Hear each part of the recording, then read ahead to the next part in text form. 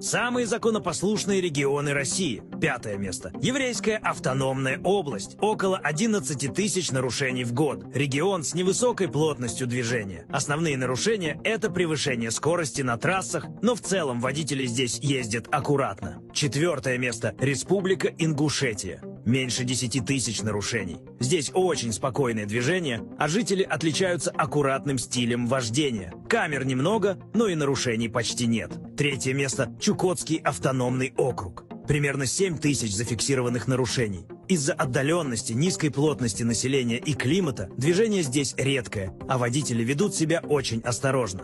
2 место – Магаданская область. Чуть больше 6 тысяч нарушений в год. Долгие зимы, пустые дороги и крайне осмотрительное вождение. Нарушения фиксируются редко, в основном на междугородных трассах. 1 место – Чеченская республика. Один из лучших показателей по всей стране. Самый низкий уровень ДТП с пострадавшими и минимальное количество нарушений.